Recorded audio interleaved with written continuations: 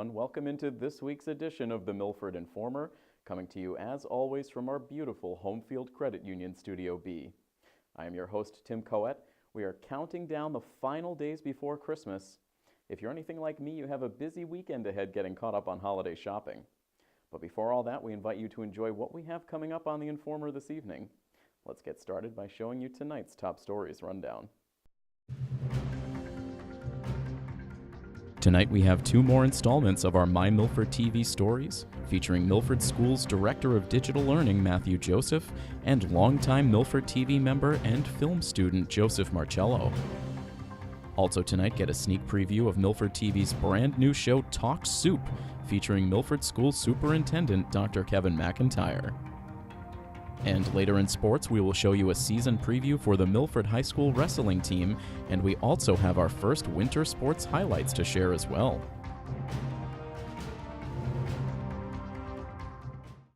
While we anxiously await word from the FCC regarding their proposed regulation changes, we are continuing to move forward in our efforts to save community media.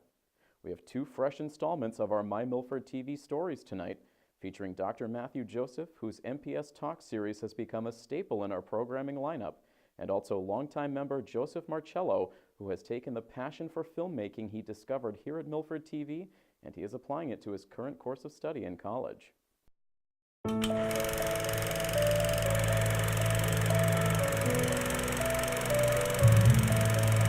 Hello, my name is Dr. Matthew Xavier Joseph from the Milford Public Schools, and this is my Milford TV story. MPS Talks came about when I took the new role of Director of Digital Learning and Innovation in Milford Public Schools, and I just had finished Boston College and completing my doctoral research on how to enhance a culture of a school building or a district, and one of the biggest finding was interpersonal relationships. And the second finding was on visibility. So when I took this job and came into a community I'd never been in, I had to find a way to be both visible and to have interpersonal relationships with the community. Now, you could have nightly meetings for nonstop over the summer, but people are not going to show up for those because of lives and other things that people have to do. So I had the idea of let's try to use some media to make this happen, and initially start off with just an iPhone and creating a little buzz of like, this is going to be Milford Public School Talks, that's the MPS Talks, and quickly I realized that was not going to be an avenue to reach the culture and the amount of people in Milford Public Schools. So I approached Milford TV with just an infant idea of how can I become out there and share a message of why digital resources are important. We are shifting a culture to no student computers to 3,000 within 18 months. And that's a big message to get out there, and I wanted to ensure that not just our students understood, that our families understood, that our community understood, and also talk about resources for us. So when I approached Milford TV, it was a fabulous connection where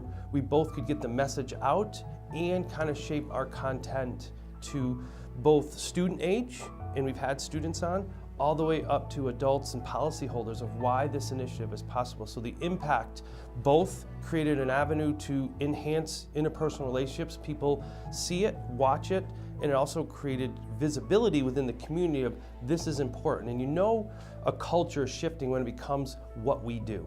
And now we're on almost episode 55, and it's what we do here in Milford. The experience at Milford Television has also impacted me positively as an educator and as a speaker, in the sense that if you went back and looked at some of the beginning and the first few episodes, they were very long, and they were really my presentations that I do at staff meetings or that I do for kind of professional developments. They are about 30 minutes. They actually had PowerPoint slides in them, and it was very dry and robotic because that was what I knew at that point. And when I started to work with Milford TV to both hone the message and one, make it shorter and get the salient points out. And the professionals here at Milford TV worked with me over time and said, shorten it up, let's stick to 10 minutes, let's get the 3 to 8 points, how can you deliver that? And what that did, it really crossed multiple levels of support. One, it helped me to know what points I wanted to talk about. In both writing what I wanted to say and speaking, I got to the point quicker. If you look at the USA Today, it's the #1 newspaper because it's colorful and it has short articles. And once we started to see that impact here at Milford TV by adding graphics, by being more colorful in what we do, by putting up visuals and getting to one point and giving the reasons why of that point, I think the Milford TV has helped me in that sense too as a speaker to get to the point quicker, and for the audience so that they can view what they tuned in to view in that content only. If we were really asking about the impact that a local television station like Milford TV has, is it makes me feel comfortable. As a leader, I'm able to come in here with people I know, with people I trust, that I can say, what does this look like? How do I say this? What are some images? And when you have trust and comfort, stress level reduces. Stress comes from when you don't know what's going to happen. And when I walk into Milford TV, I know the people who are going to be there. They know my name.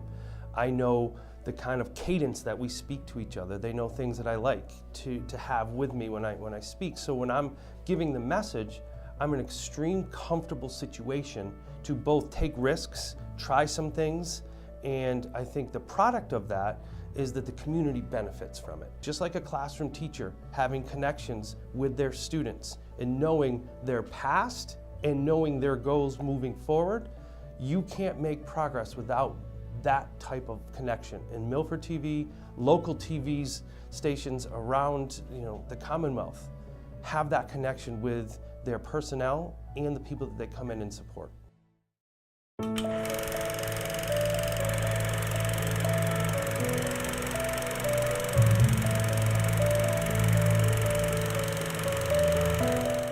Hi, my name is Joseph Marcello, and this is my Milford TV story.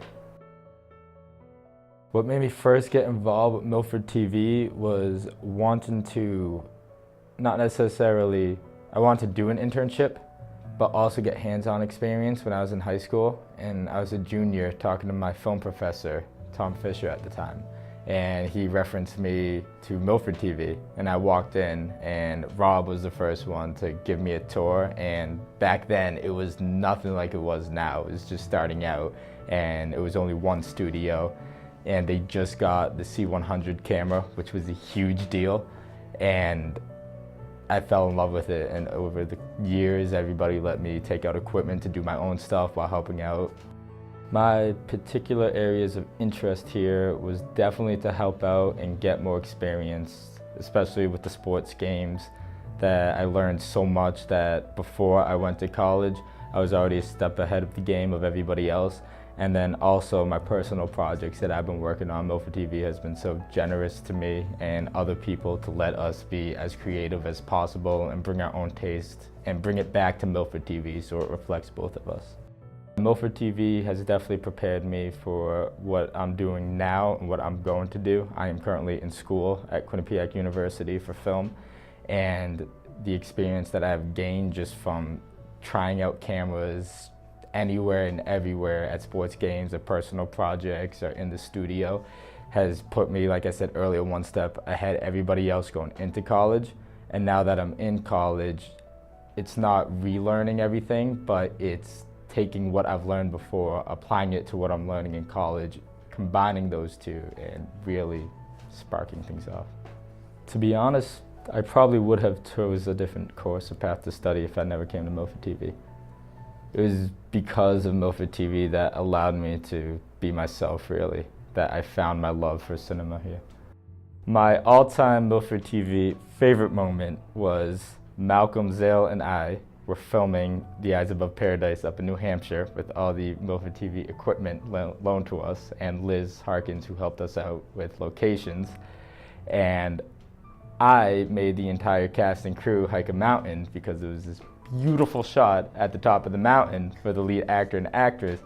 But it was 80 degrees, sweaty, muggy, and by the time we got to the top, the sun was setting. So Malcolm and I got into so much of a feud that we didn't talk to each other for 2 hours. And now, after that moment, we got the shot, and then we made everybody hike down. And like a year later, we just can't stop laughing about that one moment that we were about to kill each other on top of a mountain after making an entire cast and crew hike up like 3,000 feet.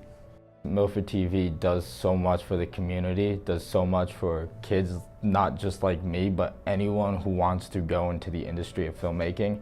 And it's a place for education. And I know Milford TV itself is at the top of all of the communities around it. And it's teaching kids from not just Milford, it's teaching kids from the surrounding greater area.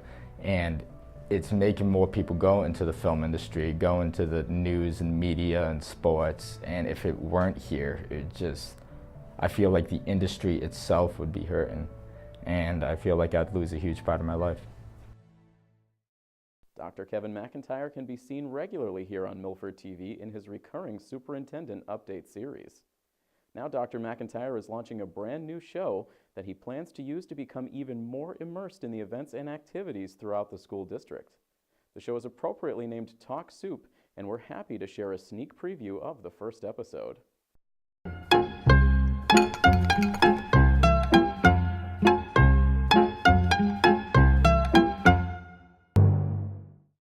I'm here with Emily Rose, and she's going to teach me a little bit about playing the violin. This is actually the first time I've actually ever held a violin. Emily, I got a couple questions for you before we start. Okay. First, how long have you been playing the violin? I've been playing violin since I was 8. Okay. So I'm 16 now, so about 8 years. Okay, perfect. So what can you teach me? Like, teach me something basic in terms of like playing a violin. All right, so to start, you're going to want to put it up. This is the shoulder rest. You're going to want to put that on your Like shoulder. right here? Yep, All right, there. perfect. You'll put your chin on this. On the piece chin here. part, right? Yeah, on the chin rest. Okay. Right. If you take your bow Yeah. and you want to put your thumb in this little groove All right. sideways, like Okay. this. All right, so kind of put it through like that. Like this between here. So so if my thumb is bigger than the spot, do I just like... You just stick it in there. Stick it in there, all right, okay. All right, so I think I got it. And then Like this? little fingers are going to Okay. be like this. See it? All right, See what I'm doing? Can you mimic that? I can try. Okay. Okay. This is going to be ugly, Emily. And it's going to be no reflection on your teaching ability. Okay. All right. Just put it down on this second string is the D string. Middle string? Second, because there's 4. So Where's the fourth one on mine? Oh yeah, there it is, okay. so second from the top, this is the D string. Okay. You can put your bow on that string, just up closer to the, no, other way. This way? No, other way, down here. Right here? Down here. All right. Yeah. What would you call that? Playing 2 like this, that's a double stop. Yeah, Okay. Double stop? double stop. Here's a little double stop, people.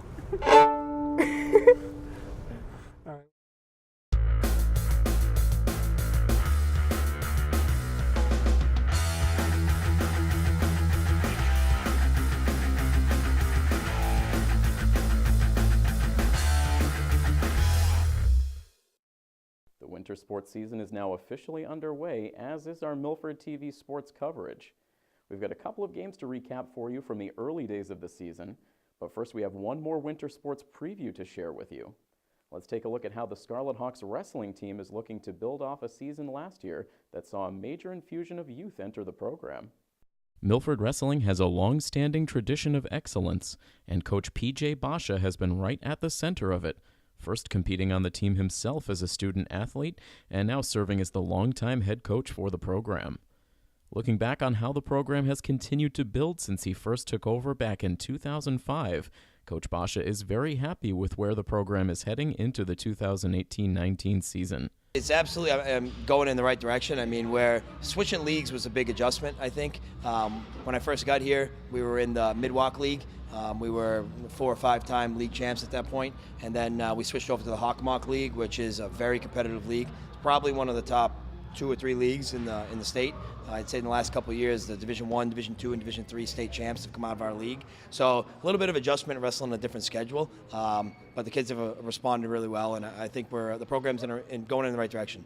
The participants on this year's varsity team all agree that Coach Basha has been a tremendous coach, teacher, and mentor that has helped athletes of all skill levels grow and improve. All 4 years I've been here, I've really enjoyed him as a coach. He's a really good coach. He taught me a lot, especially how to keep going after, how to work hard, and how much it means to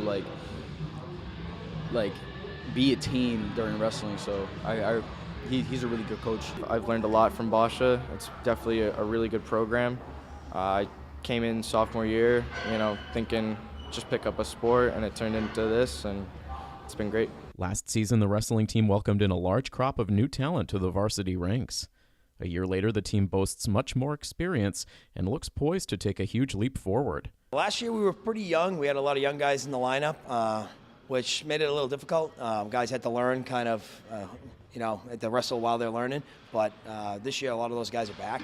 So it's definitely shown. I mean, they stepped up early on in the year, so we're ready to go. We have a lot of returning guys, so I think our team could do really good against all the people that we didn't do as well against last year, especially since we have a lot of freshmen returning from last year. We have a couple freshmen that came up this year that are wrestling our 106 and 113. But other than that, I feel like we should do pretty good.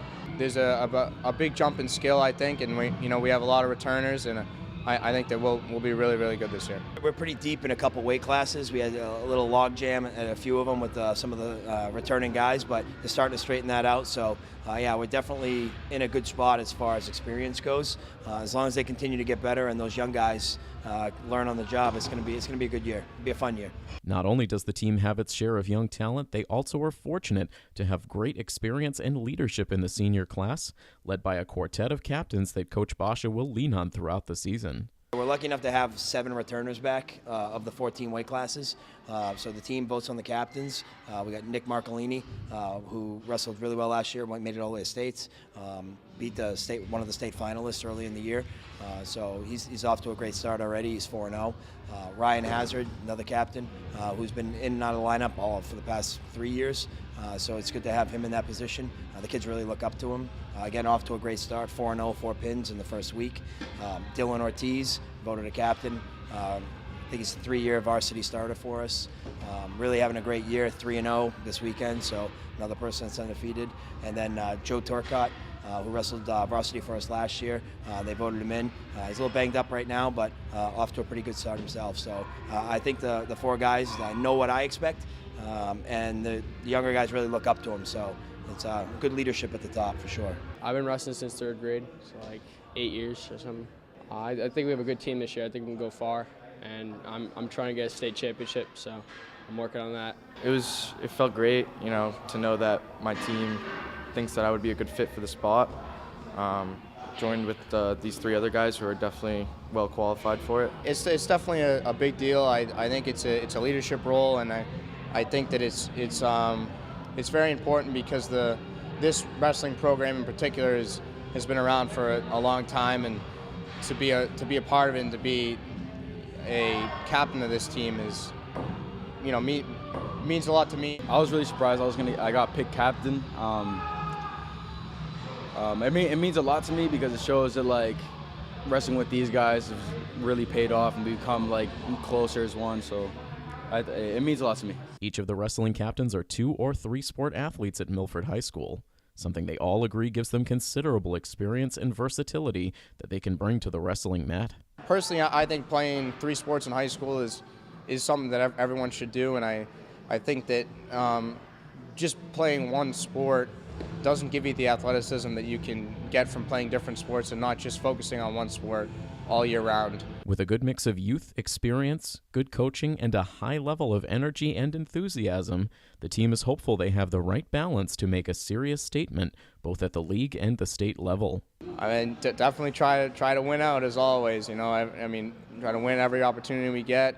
Try to win the Wednesday matches. Trying to do our best in the individual tournaments, and we'll see where we end up. Every day you just want to get better and better because every day there's somebody else better than you, so you want to get to the level where you can compete with those guys. I think we're going to make a serious statement and maybe even reach for that league title, so I think we'll do well. I think we're going to be right in the race. I mean, North Attleboro is a powerhouse. They came down into our division now, so that's always going to be a tough match. But the rest of the teams in that league, I think we're right there with them. It's just going to come down to if we perform. The Milford boys basketball team got an early start to their season. The team opened play last weekend with a non-conference home game against Algonquin High School. Algonquin advanced all the way to the D1 Central Finals a year ago and are favorites to go deep in the tournament again this season. despite a solid defensive effort out of Milford early that saw them deny the Tomahawks a single field goal in the first quarter. The visitors eventually got it going, building up a double-digit lead through 3 quarters. Milford would go on to lose their opener by a final of 67-51. Brendan White shined in the loss, scoring 21 points and notching 7 rebounds. 2 days later, the Hawks were back in action, this time on the road against neighboring Kelly Rex rival Franklin. Let's take a look at how things went down in this Hockomock League crossover matchup. The Hawks would face another playoff powerhouse in their second game of the season as they traveled to Franklin to face off against a Panthers team that returns much of the core of players that brought the program to a state championship game last year. Once again, it was the Milford defense that would be on display through the early minutes in the Franklin Fieldhouse. On an early inbounds pass, senior captain Brendan Saylor is able to send the deflection right to Colby Perez to create the turnover. A few minutes later, Franklin looks to drive baseline, but sophomore Dom Schofield is able to get position and get his feet set to draw the charge. Still in the first quarter, take a look at Colby Perez. His active hands on defense jar the ball loose, giving the Hawks yet another turnover. As good as the defense was early, Milford simply could not get anything going offensively over the first 8 minutes. They would score just 4 points, all from the free throw line, and Franklin would lead it 8-4 heading into the second quarter. The Hawks offense would not look a whole lot more comfortable as the half went on. Here on a possession early in the quarter, Milford can't find anything open, leaving Perez to hoist up a quick 3 that catches front rim. Fortunately, sophomore Jordan Darling is there for the putback to give Milford their first field goal of the half. Darling would be the lone bright spot in the second quarter for Milford, collecting 6 of the team's 8 points. Milford would score just 12 total points in the first half, sending them to the locker room trailing Franklin by 13. Things would start to look up for the offense in the third quarter. After an unusually quiet start to the night, second-year captain Brendan White gets his hands on the ball at the top of the key and takes a step inside the arc before knocking down the jumper.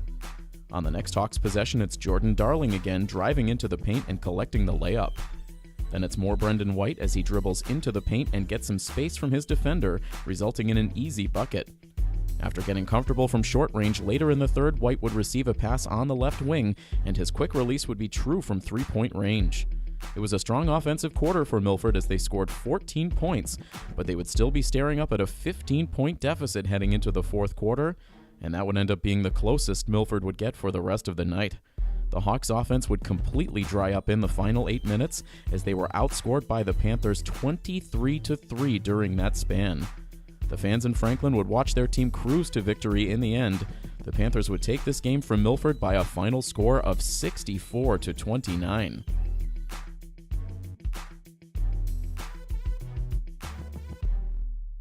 Things did not go any better for the Lady Scarlet Hawks as they played host to their Franklin counterparts in the Milford gym. The new-look Milford girls simply could not match the height and athleticism of Lady Panthers star Allie Brigham. The 6'3" junior scored a game-high 29 points and logged a double-double as Franklin defeated Milford by a final of 61-20. Both teams are back in action tonight against their Sharon counterparts, with the girls on the road and the boys at home.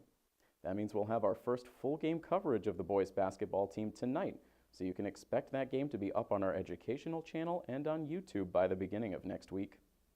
And now let's get to this week's upcoming events.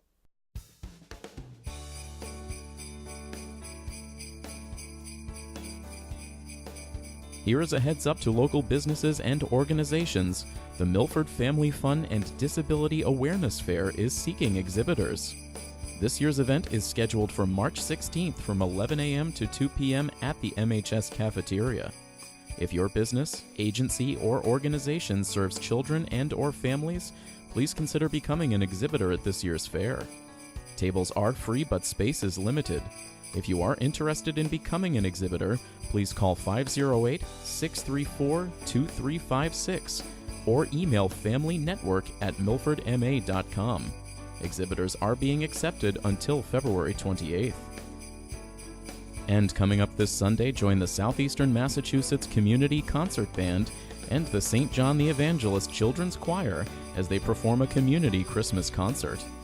This year's concert is titled Russian Christmas Music and Holiday Favorites. There is no cost for admission to the concert. However, audience members are asked to please bring a new pack of socks or underwear to be donated to Project Just Because. The community Christmas concert is being held on Sunday, December 16th at St. John the Evangelist Church in Hopkinton, beginning at 3 p.m. That's going to do it for this week's edition of the Milford Informer. Next week will be our final Informer episode of 2018, so you can expect us to end the year by sharing footage of some of the festive holiday events we've been fortunate to cover over the last few weeks. We look forward to having you with us again next time. Until then, from all of us here at Milford TV, this is Tim Coet saying have a great week. So long, everybody.